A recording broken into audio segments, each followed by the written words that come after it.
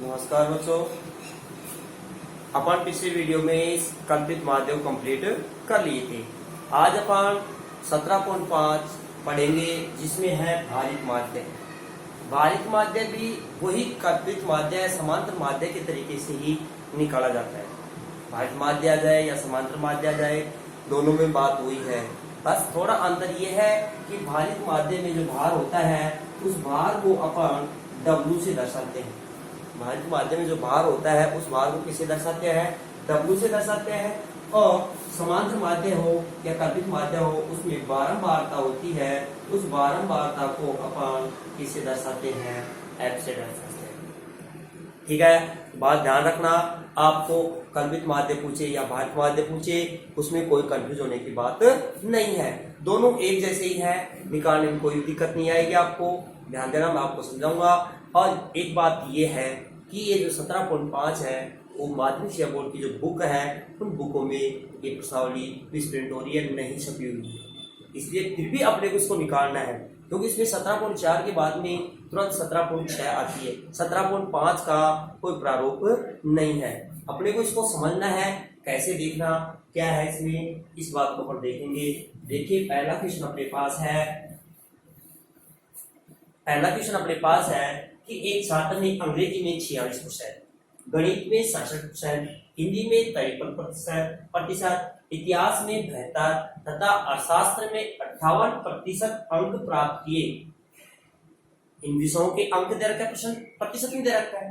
फिर कह रहा है कि अंक प्राप्त के अन्य विषयों की तुलना में अंग्रेजी को 3 गुना और गणित को 2 गुना भार मान्य है। तो छात्र के प्राप्त अंकों का भारित माध्य ज्ञात कीजिए। तो ध्यान देना, इसको कैसे निकालेंगे अपन? पहले लिखेंगे अपन विषय। क्या लिखेंगे? पहले विषय। विषय क्या क्या अपने पास? पहला सब्जेक्ट अपने पास है अंग्रेजी, दूसरा है अपने पास गणित, तीसरा अपने पास क्या है? हिंदी, फिर अपने पास है इतिहास, फिर अपने पास है अर्थशास्त्र।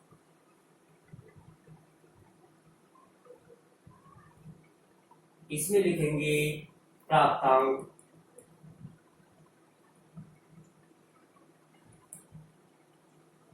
क्वेश्चन डाल दो प्रतिशत। प्राप्तांक इसमें है प्रतिशत। क्या क्या प्राप्तांक है? अंग्रेजी में है 46%। अब प्रतिशत लगाने जाते हैं, ध्यान दीजिए, प्राप्तांक किसमें है? प्रतिशत में है 46। गणित में कितने हैं? 67। हिंदी में कितने हैं? 53। और इतिहास में 72 और अर्थशास्त्र में 58। इतनी बना लिए। अब इसके बाद में अपन बनाएंगे भार। क्या लिखेंगे? भार। अब भार बता रखा है कि अन्य विषयों की तुलना में अंग्रेजी में 3 गुना और गणित में 2 गुना भार मान्य है। अन्य क्या बच गए? अन्य 3 रह गए। इन तीनों विषयों की यदि अपन तुलना करें, इन तीनों से 3 गुना तो किसमें मान्य है? अंग्रेजी में, और 2 गुना किसमें मान्य है? गणित में। इसका मतलब यदि मैं इन तीनों में एक एक मान लूं, तीनों में क्या मान लूं मैं? एक एक, तो इनकी तुलना में अंग्रेजी में 3 गुना, तो 1 का 3 गुना क्या होगा? 3 होगा। इन तीनों की तुलना में अंग्रेजी में कितना है? 3 गुना। तो यहाँ एक एक लिया मैंने भार, इसका 3 गुना क्या हो गया? 3 हो गया। और गणित को 2 गुना, तो इनका एक एक लिया तो 2 गुना क्या हो गया? 2 हो गया। ये भार मान लो, भार आ गया। फिर से देख रहे हैं एक बार, अपने को प्रश्न की लैंग्वेज कह रहा है कि अन्य विषयों की तुलना में अंग्रेजी में 3 गुना और गणित में 2 गुना भार मान्य है। तो अन्य विषय क्या रह गए अपने पास? ये 3, हिंदी, इतिहास, अर्थशास्त्र अन्य में आ गए। तो अन्य विषयों की तुलना में इनमें 3 गुना 2 गुना, तो इसको अन्य में क्या मान लो आप? एक एक मान लो। अन्य में क्या मान लो? एक एक। तो यहाँ एक एक मान लिया, तो अंग्रेजी को 3 गुना, तो 1 का 3 गुना क्या हो गया? 3 हो गया। और गणित को 2 गुना, तो 1 का 2 गुना क्या हो गया? 2 हो गया। ये अपने पास बाहर निकल गया। तो बाहर आ गया, तो प्राप्तांक को क्या मानोगे आप? x। प्राप्तांक को क्या मानोगे? x। और भार को किससे दर्शाओगे? w से। भार को किससे दर्शाओगे? w से। पहले बता दिया मैंने। अब आपको भारित माध्य निकालना है, तो क्या करोगे? x को w से क्या कर लो? गुणा कर लो। सीधी सी बात।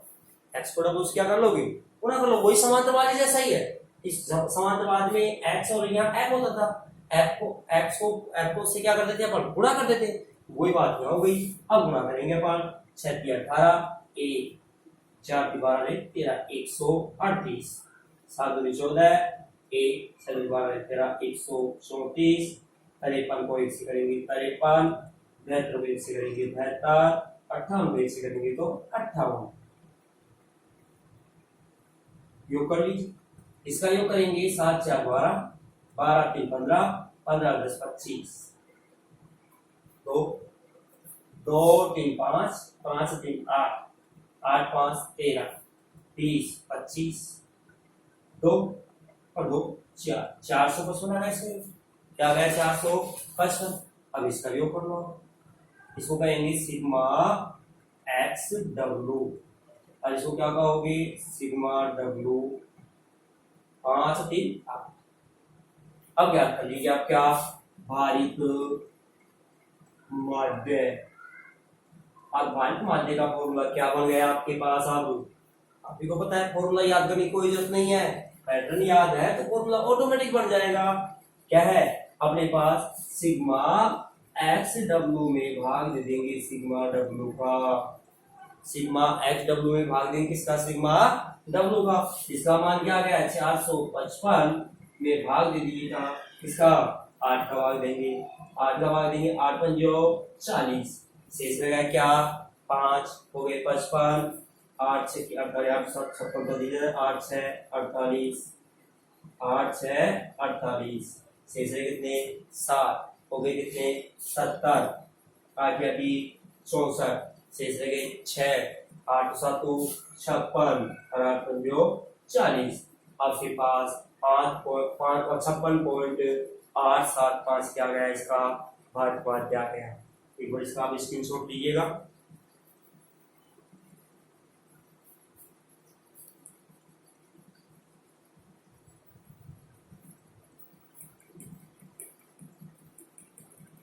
ले लियोगे आप इसका स्क्रीनशॉट, ध्यान दीजिए अगला क्वेश्चन।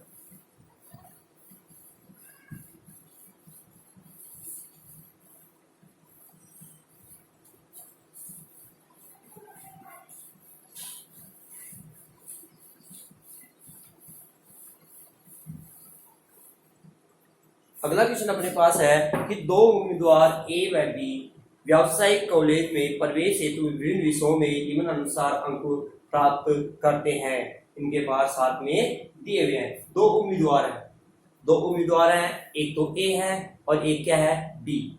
वो व्यवसाय कॉलेज में प्रवेश करने के लिए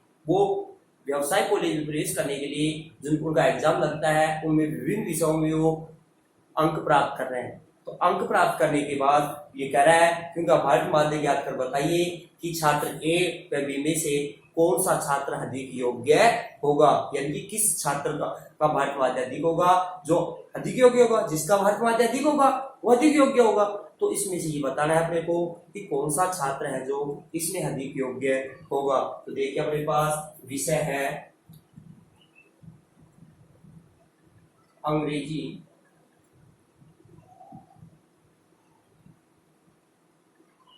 गणित, भौतिक विज्ञान,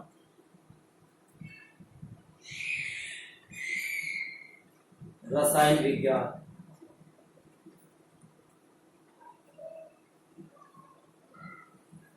यह है ए के अंक। ए के अंक अपने पास है 80 58 85 89, 80 88 88 85 89। अब है बी के अंक, और बी के अंक है अपने पास 76 90 86 90, 76 90 86 90। और फिर है यहाँ भार, और भार क्या दे रखा अपने को 1 3 2 2, 1 3 2 2 ये भार है। इस तरीके के अपने को एक प्रश्न तालिका दे रखी है। अब अपने को इसका भारित माध्य ज्ञात करना है। और भारित माध्य ज्ञात करके बताना है कि ए और बी में से दोनों में से कौन सा छात्र है जो अधिक योग्य होगा। देखिए दोनों का भारित माध्य निकालेंगे अपन। अब दोनों का भारित माध्य निकालोगे तो पहले ए और भारित माध्य इस भार से निकालेंगे, फिर बी और भार से निकालेंगे। पहले ध्यान देना, मैं ए का निकाल रहा हूँ एक्स और इसको क्या बोलेंगे अपन डब्ल्यू। ए का निकाल रहा है, इसको कहोगे एच डब्ल्यू। इसमें ऊपर डाल देना आप ए का भारित माध्य, तो इसको कहेंगे अपन एच डब्ल्यू। 80 को 1 से करेंगे 80, 88 को 3 से करेंगे तो 8 या 24, 2 8 या 24 और 2 26। 85 को 2 से करेंगे तो 5 दूनी 10, 1 8 2 16 1 17। 89 को 2 से करेंगे 2 दूनी 18, 1 8 2 16 1 17। इसका योग करेंगे अपन, क्या आएगा 4 12 1 9 15 15 और 7 22 29, 2 2 4 1 5 1 6, यानी कि 692। और भार का योग क्या आएगा अपने पास 4 6 8। एक निकाल लेंगे। अब निकालेंगे ए का भारित माध्य। ए का भारित माध्य होगा सिग्मा एच डब्ल्यू में सिग्मा डब्ल्यू का क्या लगा दोगे भाग लगा दोगे, तो अपने पास 692 में 8 का क्या लगाएंगे भाग लगाएंगे, तो अपने पास आ गया क्या 8 या 64, शेष रह गया क्या 5 हो गए कितने 52, 8 6 48, शेष रह गए क्या 4 हो गए 40, 8 पंजो 40 यानी कि 86.5 अपने पास आ गया ए का भारित माध्य।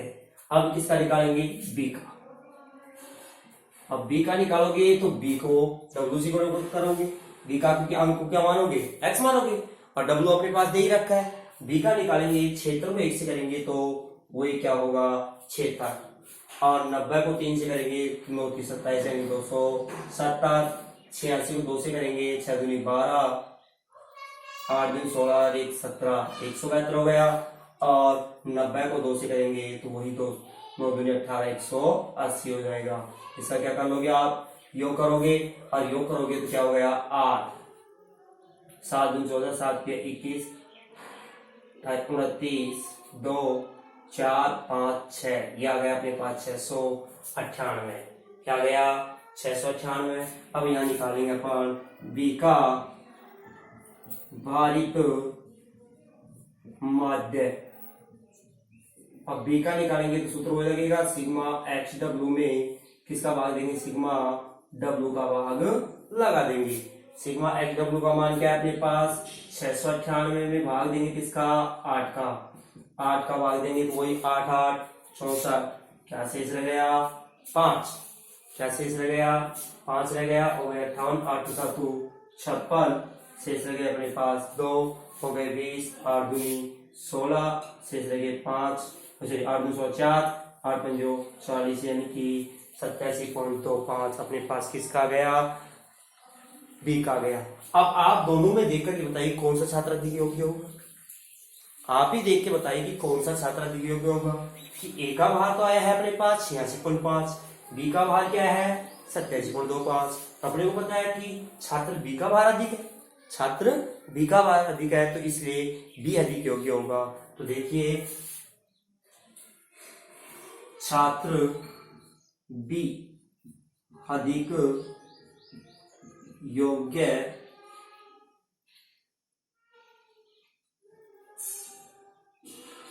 होगा। एक बार इसका स्क्रीन शॉट लीजिएगा, फिर अगला देखते हैं अपन।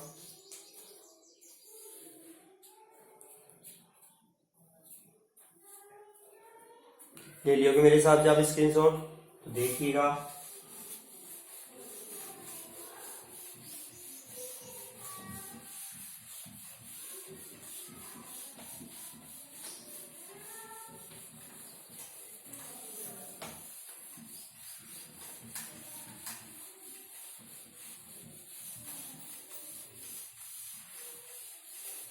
क्वेश्चन नंबर 3 अपने पास है कि एक छात्र ने गणित की 3 मासिक परीक्षाओं के प्राप्तांक 85, 60, 75 है और वार्षिक परीक्षाओं का प्राप्तांक 95 प्राप्त किया है।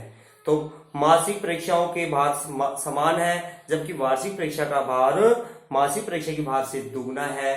तो छात्र के प्राप्तांकों का भार माध्य ज्ञात कीजिए। एक छात्र है जो 3 मासिक परीक्षाओं को, 3 तो मासिक परीक्षा है और एक क्या है, वार्षिक परीक्षा है, उनका प्राप्तांक दे रखा है। उनका क्या दे रखा है, प्राप्तांक दे रखा है। फिर आगे बता रखा है कि मासिक परीक्षाओं का भार तो क्या है, समान है। मासिक परीक्षाओं का भार तो क्या है, समान है। और वार्षिक परीक्षा का भार है जो मासिक परीक्षा के भार का दुगना है। वार्षिक परीक्षा का जो भार है वो मासिक परीक्षा के भार का क्या है, दुगना है। तो छात्रों के प्राप्तांकों का भार माध्य ज्ञात करना है। तो देखिए उसके प्राप्तांक क्या है। क्वेश्चन नंबर 3 प्राप्तांक है अपने पास, प्राप्तांक दे रखा अपने को 85, 60, 75, 95। 85, 60, 75, 95 ये अपने को प्राप्तांक दे रखा है। और फिर बता रखा है क्या, भार। आगे क्या बता रखा है, भार। अब भार में देखिए अपने को बता रखा है कि मासिक परीक्षाओं का भार समान है। ये 3 तो मासिक है और ये लास्ट में क्या है, वार्षिक। मासिक का भार समान है तो इनका तो समान है, तो तुम क्या मान ले, पर एक ही मान ले। और वार्षिक परीक्षा का भार है जो मासिक परीक्षा के भार का क्या है, दुगना। तो इनका एक का दुगना क्या हो जाएगा, 2 हो जाएगा। ये वार्षिक परीक्षा का भार हो गया। तो छात्र के प्राप्तांक को क्या निकालना है, भार माध्य निकालना है। अब आप इस सवाल को आसानी से कर सकते हो क्योंकि आपके पास x भी है, आपके पास क्या है, w भी है। और आप इसको आगे x को w से क्या कर लोगे, गुणा कर लोगे और गुणा करके इसका आप आंसर ज्ञात कर सकते हो। आशा करता हूँ ये आपको समझ में आ गया होगा। तो अपन देखते हैं नेक्स्ट सवाल। इसको फिर देख लीजिए एक बार। अपने को मासिक परीक्षाओं का भार दे रखा है, मासिक परीक्षाओं का अंक दे रखा है, वार्षिक परीक्षा का अंक दे रखा है। तो मैंने मासिक का अंक लिख दिया, वार्षिक अंक लिख दिया। फिर कह रहा है मासिक का भार समान है, समान अंक को क्या मान लिया मैंने, एक एक मान लिया। और वार्षिक का भार मासिक से दुगना है। वार्षिक का जो भार है वो मासिक से क्या है, दुगना। तो मासिक का दुगना मैंने किसमें कर दिया, वार्षिक में कर दिया। अब आप इसको निकालना। अगला क्वेश्चन अपने पास है,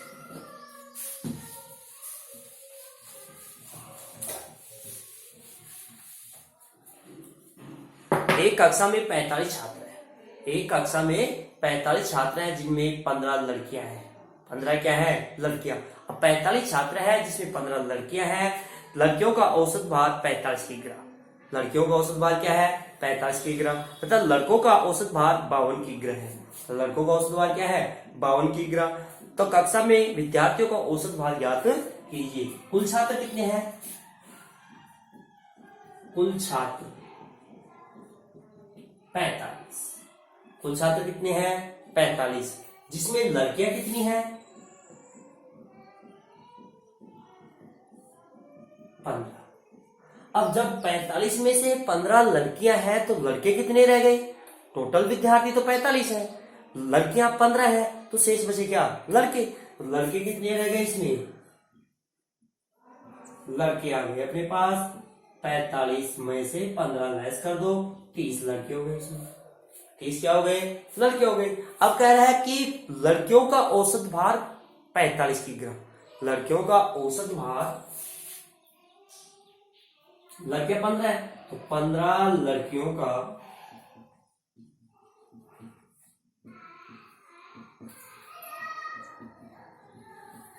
औसत भार 45 किग्रा, 45 किलोग्राम है। जब औसत 45 है तो औसत का मतलब एवरेज। एवरेज आपको पता है, मैंने आपको 17.1 में बताया था कि यदि अपन 15 लड़के हैं तो सभी में 45 का एवरेज आ रहा है।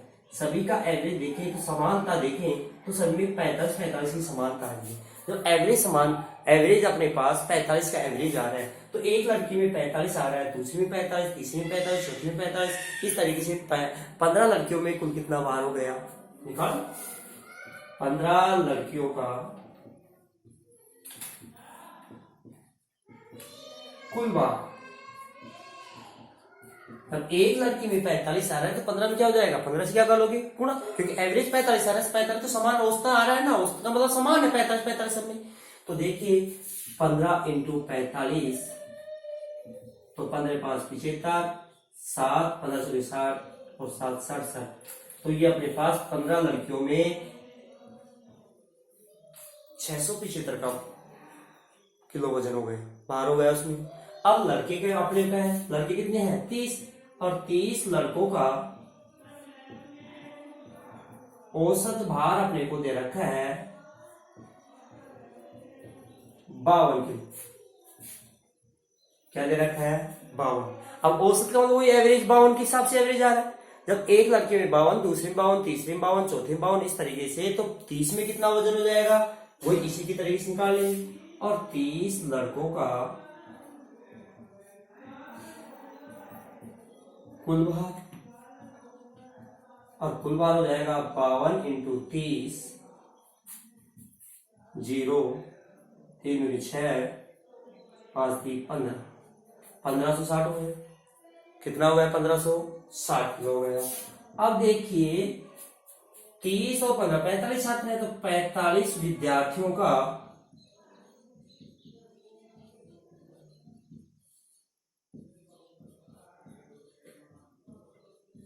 कुल भार, 45 विद्यार्थियों का कुल भार। जब 30 से 15 45 हो रहा है, यही तो 45 हो रहा है, इनको जोड़ा गया। जब इनको जोड़ा गया तो इनको भी क्या कर देंगे अपन, जोड़ देंगे।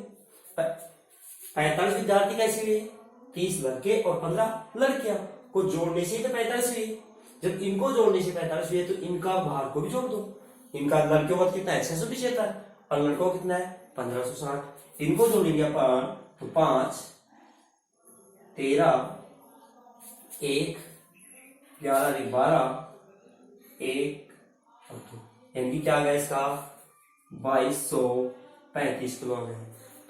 यानी कि अपने पास क्या गया 45 विद्यार्थियों का कुल भार क्या गया 2235 किलो आ गया।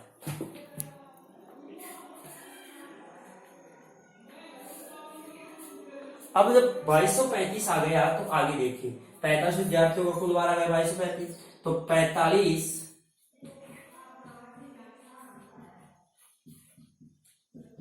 विद्यार्थियों का औसत भार, और औसत भार निकालेंगे 2235 में 45 का क्या लगा दोगे भाग लगा दोगे, अपने आंसर आ जाएंगे। एक बार आप भाग दीजिए, फिर मैं भाग देना बताऊंगा आपको।